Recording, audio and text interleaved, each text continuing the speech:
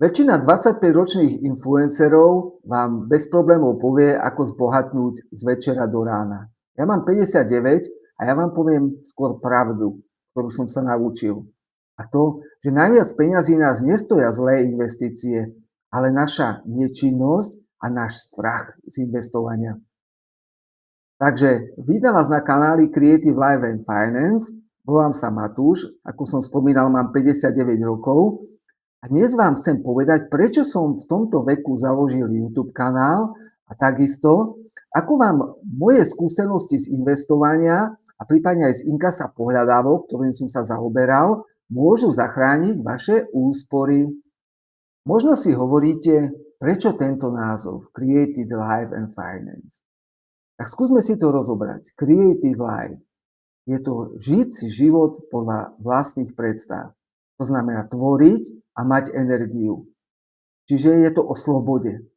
A financie, to je vlastne motor, bez ktorého tá sloboda je veľmi ťažko dosiahnuteľná. Čiže bez toho, aby ste mali rozumný prístup k peniazom a financiám, sa tá sloboda buduje skutočne veľmi ťažko. Ale ešte predtým, než začneme, dôležité upozornenie. Toto video nie je investičné poradenstvo. Tuto moje osobné skúsenosti, je to môj osobný príbeh. Rozoberme si tu moju cestu. Mám 59 rokov. Celý život som robil to, čo vy. Pracoval som, šetril a snažil som sa platiť účty. Ale robil som jednu obrovskú chybu.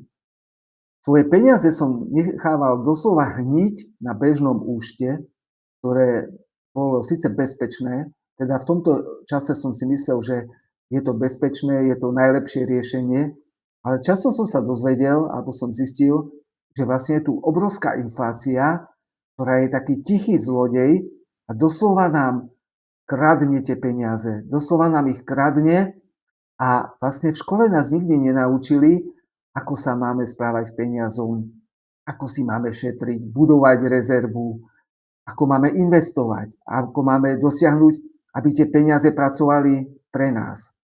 A toto všetko som sa musel naučiť sám. A čo ma vyformovalo najviac? To bola moja skúsenosť z mojej práce inkaso pohľadávok.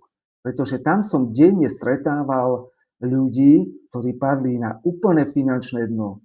A viete, čo je na tom najsmutnejšie? Že to neboli veľakrát nejakí hazardéri, ale to boli bežní ľudia, ktorých dobehli tri základné veci. Jedna vec, že si brali drahé a nezmyselné pôžičky. Za druhé, nemali vôbec žiadnu finančnú rezervu. A za tretie, vôbec nevedeli alebo nerozumeli základom práce s peniazmi. Nechápali základné výrazy ako úrok, inflácia a tak ďalej. Čiže preto som tu ja, aby ste aj vy nerobili rovnaké chyby. Takže povedzme si, o čom a pre koho je určený tento kanál. Tento kanál nie je o Lamborghini. To znamená, nie je o žiadnom rýchlom zbohatnutí. A komu je určený?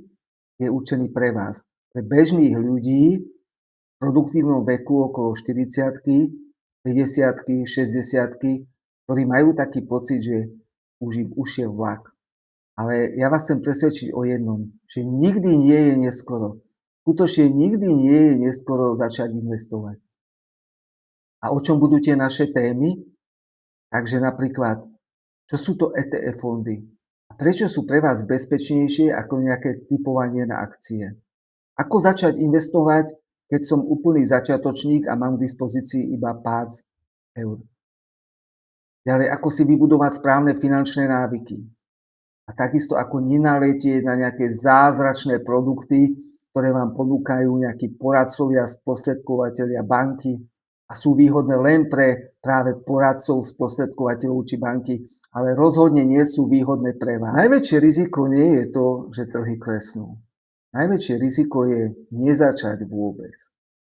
Čiže ak hľadáte niekoho, kto rozpráva vašou rečou a chcete mať plnú kontrolu nad vašimi financiami, tak budem veľmi rád, keď budete aj naďalej sledovať tento môj kanál a samozrejme budem veľmi vďačný, ak dáte odber, prípadne napíšete komentár, v ktorom budem veľmi rád, keď napíšete akých vecí máte v oblasti investovania najväčšie obavy a takisto o akých témach by ste chceli počuť.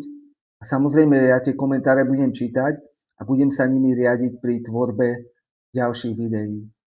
Takže veľmi pekne ďakujem za sledovanie dnes a vidíme sa pri ďalšom videu.